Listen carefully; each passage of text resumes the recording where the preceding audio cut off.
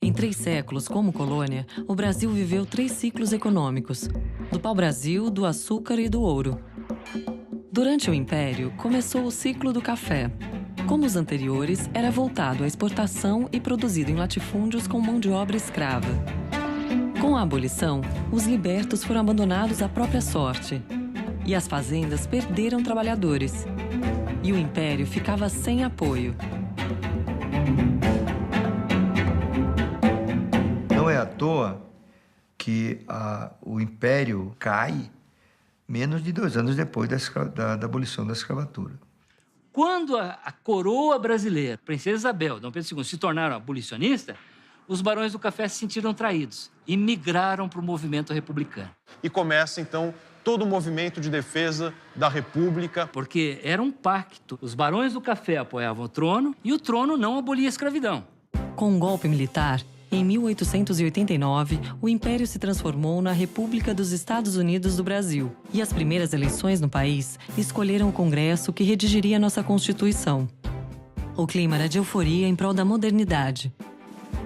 No começo, a República trouxe muitos sonhos, muitas ambições. Os propagandistas republicanos prometiam ampliar o direito do voto, prometiam educação para todos, separação igreja e Estado, o fim dos privilégios da nobreza, transformações muito grandes na realidade brasileira. Os projetos não são mais os projetos de uma grande elite escravista. Na verdade, agora, com a ascensão de novos grupos cafeiros, que percebem que a questão da mão de obra ela precisa ser alterada, novos projetos passam a aparecer. Mas era necessário muito mais do que projetos naquele Brasil.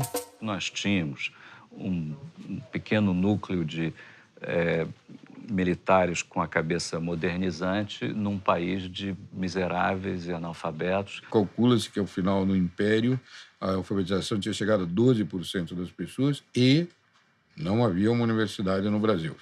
É um grande país atrasado, cheio de gente analfabeta e pobre. Era um país da monocultura e do latifúndio. E o ex-país da escravidão. O Brasil foi o último país do mundo ocidental a abolir a escravatura. Os escravos foram libertados, mas abandonados à própria sorte. Então, era preciso mudar tudo. E as reformas vieram. Menos de 3 meses, a República promoveu uma mudança institucional violentíssima. O judiciário foi reorganizado, o poder moderador, que era o poder privado do rei extinto, o Estado criou a legislação civil. Talvez o primeiro grande pacotão da República Brasileira foi esse, que é de 17 de janeiro de 1890. Em um dia só que o Rui Barbosa, que era o ministro da Fazenda, publicou 4 decretos. O Rui Barbosa busca uma política de industrialização bastante bem-sucedida nos seus primeiros meses. Que no início gerou muito progresso, muita atividade, a Bolsa explodiu do lado bom. Representou uma liberação de capitais, uma grande expansão do sistema financeiro, a criação de condições para ampliação do crédito, o surgimento artificial, digamos assim, do mercado de capitais. Então você tem industrialização forte, a economia do Brasil começou a crescer em ritmo maior que a dos Estados Unidos, só com mudanças institucionais. Quer dizer, demarca, na verdade, uma mudança das elites imperiais para agora novas elites em ascensão. Rui Barbosa introduz uma reforma bancária que permite emissões de moeda por parte de novos bancos que ele criou. Bancos proliferaram. O Banco do Brasil fundiu-se com um par dos novos. Houve uma explosão de criação de bancos que podiam emitir dinheiro, tudo dentro da crença que era preciso aumentar a circulação monetária, havia mais dinheiro e crédito disponível, mas é claro também que houve exagero, houve imprudência e o troço deu errado. Começa a debacle num figurino clássico de bolha que estourou.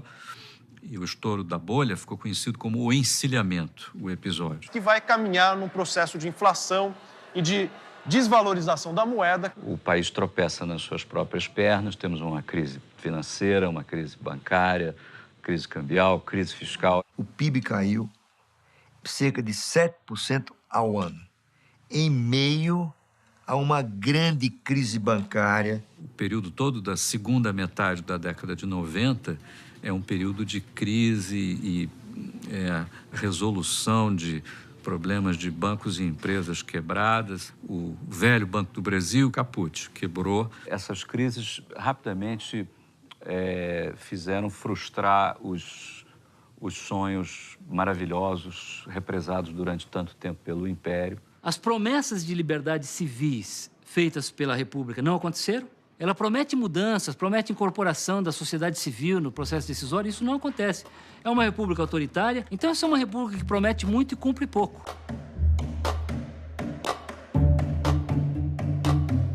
O Brasil, ele optou pela desigualdade, ele escolheu a desigualdade. Um país que já tinha uma desigualdade brutal porque vinha da escravidão, tomou decisões que não eram nada no sentido oposto de diminuir a desigualdade, muito pelo contrário. Não houve mudança significativa no regime de concentração da propriedade. O Brasil não fez a reforma agrária na época que a gente devia fazer. Ao final de um processo de 300 anos de escravidão, ele não ouviu nenhum dos conselheiros da República que disseram: vamos educar, vamos dar educação aos filhos dos escravos. Então o analfabetismo continuou, tão grande quanto era no Império. É um país populoso, mas de uma mão de obra, de uma educação, nível de educação péssimo. Agricultura de baixa produtividade e não tinha indústria. Em quase todo o território nacional, eram pequenos grupos que dominavam a economia. E quando o poder volta às mãos dos civis, a chamada política do café com leite, são os mesmos fazendeiros, os antigos barões do café, que mandavam na monarquia, que passam a mandar na República. Nessa evolução do café com leite, Minas e São Paulo, Que as elites cafeicultoras assumem o comando da política econômica é quase que o controle do projeto de país para o futuro. Então, o problema com a falta de mão de obra começa a ser solucionado.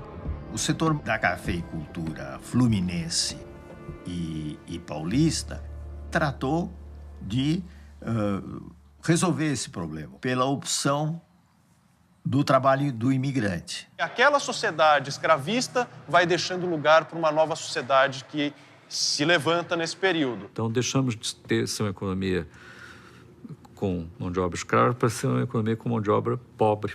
Você tinha tanto um café produzido por meeiros, aonde o trabalhador recebia fração do valor da produção e não um salário fixo. Como você tinha um café de assalariados, que era o café do Oeste Paulista. É assim que funcionou a coisa.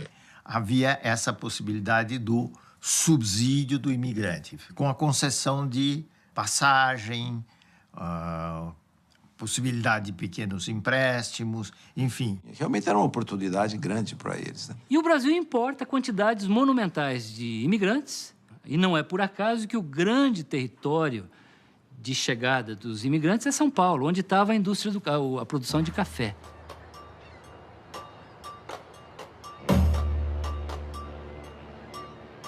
O impacto dos imigrantes para o desenvolvimento da economia foi muito grande, porque Todos vinham com algum dinheiro, com alguma economia. conseguiram, ao longo do tempo, obter terras. Isso foi no fim do século XIX. Foi quando meu bisavô veio também da Itália para cá. Todo o interior de São Paulo, nessa época, tem um crescimento muito grande. Sem sombra de dúvida, a qualificação no trabalho da mão de obra dos imigrantes era muito superior ao dos escravos, né? A economia começou a ficar mais eficiente, né? Uma grande maioria dos que puderam sair do campo para as cidades em formação trataram de fazer isso. A gente também, com iniciativa, ele começa a ver oportunidades em que os outros não vinham. E se transformar em comerciantes, em trabalhadores, e depois de industriais nas cidades.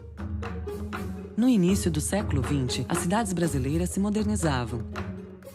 Surgiam bondes, carros particulares e até os primeiros aviões.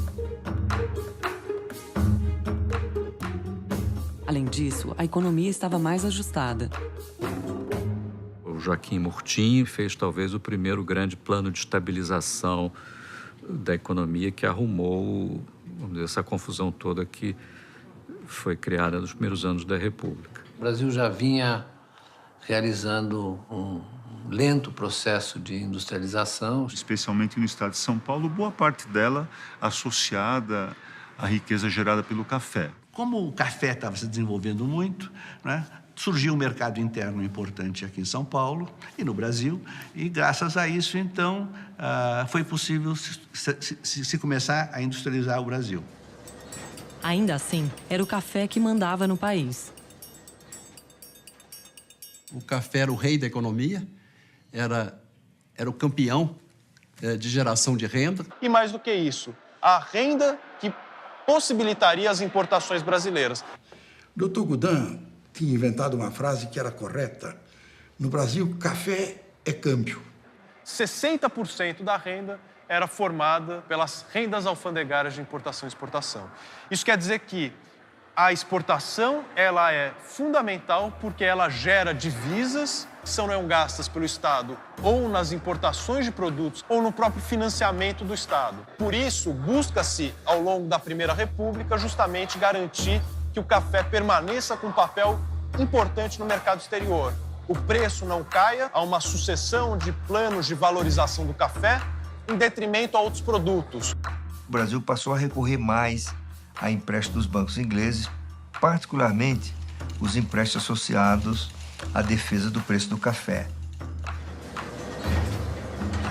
Embora Henry Ford, nos Estados Unidos, já tivesse criado a linha de montagem, o Reino Unido continuava sendo a maior potência mundial e ampliava suas colônias na África e na Ásia.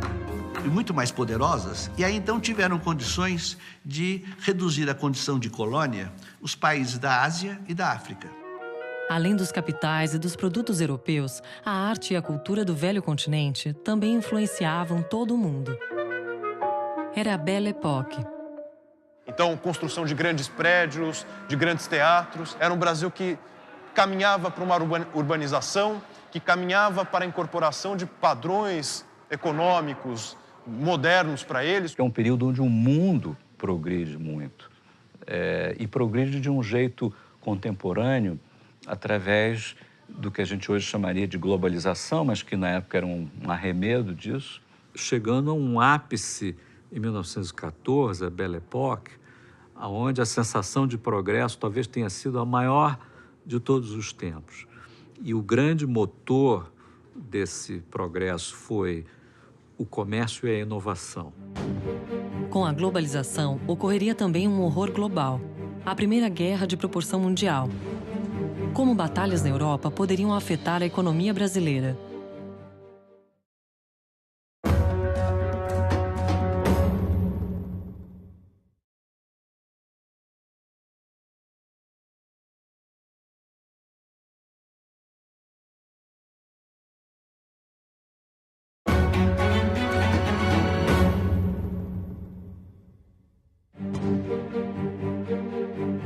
A Primeira Guerra Mundial ocorreu, como se sabe, entre 1914 e 1918. A Primeira Guerra realmente mundial interrompeu o fluxo de mercadorias importantes para o Brasil. Os preços subiram, não havia garantia de regularidade de entrega. E criou o ambiente para a industrialização. Foi um paraíso para os industriais que substituíam importações. Tanto que alguns estudiosos localizam na Primeira Guerra Mundial o primeiro grande ciclo de industrialização do Brasil. O crescimento da indústria no Brasil, neste período, se deu alguma coisa como 8,5% ou 8% ao ano, durante 40 anos, que é um ritmo chinês. Digamos que o símbolo disso era o Conde Francisco Matarazzo.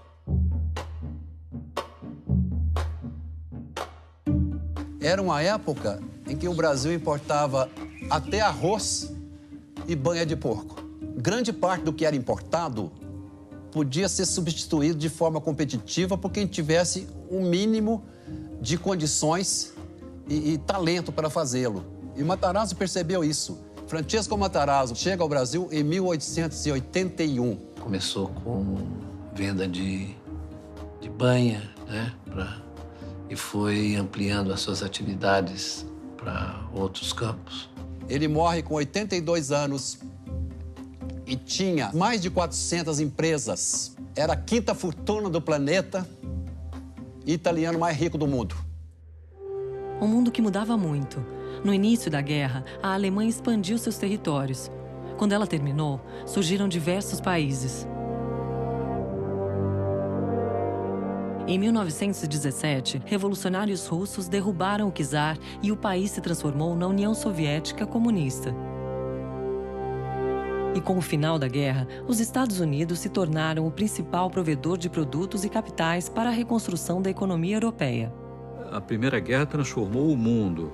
O mundo antes de 1914 era um mundo muito mais organizado e onde ainda se sustentava a ideia do ouro como uma moeda. E como ele é destruído, a visão da economia global em 1918, finda a Primeira Guerra, é que tínhamos o caos. A Primeira Guerra Mundial gerou desequilíbrios enormes. E você teve várias hiperinflações, mais famosa delas na Alemanha. Não se consegue, depois de fim da Primeira Guerra, recuperar o mesmo nível de dinamismo que a economia global teve naquele momento. E foi também quando terminou o padrão ouro. O padrão ouro foi um regime monetário que perdurou de uma maneira quase ininterrupta do século XIX até a Primeira Guerra Mundial. A virtude, vamos dizer assim, estava na ideia de que a moeda era o ouro e que todos os países deviam ter moedas conversíveis em ouro. O ouro é estável, né? O único bem real você consegue ter expressão financeira. E os bancos centrais, os governos, se comprometiam a trocar aquela quantidade de moeda por aquele ouro, né, que estava guardado em seus cofres. Então ele tirava esse ouro, que era lastro da moeda dele, e deveria pagar, entregar para os seus parceiros internacionais. Era fácil fazer a relação entre uma moeda e outra através da quantidade de metal. E, a partir daí, você tinha essas taxas de câmbio entre os países, né? Essa história do ouro como moeda, na medida que o mundo vai ficando maior e mais sofisticado, vai se tornando uma dor de cabeça imensa. Em moeda, a questão da confiança é fundamental. No caso de uma moeda internacional, tem a ver com o quê? Com, primeiro, confiança nas instituições daquele país emissor daquela moeda. A moeda é uma instituição social. Então, ela começa dependendo da confiança que você tem. Você também vai aceitar porque sabe que o outro vai aceitar. Porque você, de fato, tinha confiança, aquele papel tinha um lastro, um cofre, em algum banco. O fato de um pedaço de papel poder valer muita coisa depende de convenções dos homens, depende de uma certa mágica. Nós todos aceitamos. Até a Primeira Guerra Mundial, a libra esterlina reinava sozinha.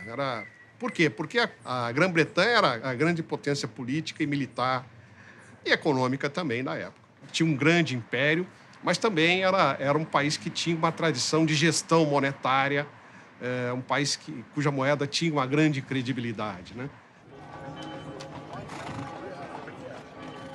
No final da Primeira Guerra Mundial, os Estados Unidos eram o grande credor líquido, tanto da Inglaterra quanto da França, né, que eram países vencedores do ponto de vista da guerra, mas perdedores do ponto de vista econômico. Então, o dólar se tornou a moeda internacional, assim como a libra esterlina o foi no período do pré-guerra, né? Ela tem como lastro a maior economia do mundo, né? Terminada a guerra, começam os anos 20, também os anos de expansão do capitalismo e tudo, né? Os anos 20, em particular, são alguns períodos particularmente prósperos ou ricos que dão a impressão do país ser mais dinâmico, talvez, economicamente, do que ele realmente era. Na década de 20, tivemos o surgimento do tenentismo, com militares questionando o poder das oligarquias rurais, e a Coluna Prestes, uma marcha em que, por 3 anos, 1.500 homens andaram 25 mil quilômetros em 11 estados, pregando reformas políticas e sociais. Às vezes as pessoas se enganam por conta da vitalidade cultural brasileira. O desempenho econômico nesses 40 anos da Primeira República foi muito ruim.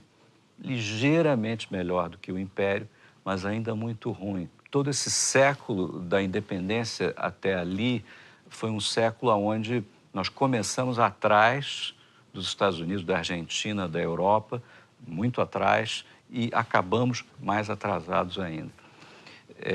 Portanto, do ponto de vista econômico, é um período de frustração. Claro que teve muito progresso institucional, cultural e do ponto de vista da economia, foram colocadas as bases para o que veio a seguir. Arrumamos o sistema bancário, organizamos um pouco mais o mercado de capitais, a economia diversificou um pouco relativamente ao café, mas faltou a faísca, e a faísca talvez tenha vindo com a urgência criada pela Grande Depressão, pela crise de 29.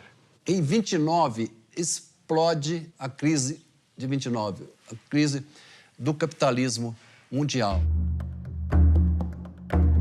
O que efetivamente ocorre é que a Bolsa de Nova York, em 1929, ela quebra. Isso quer dizer, as suas ações elas começam a cair de maneira muito violenta e, com isso, vários negócios que dependiam dos valores pautados pela Bolsa começam a cair.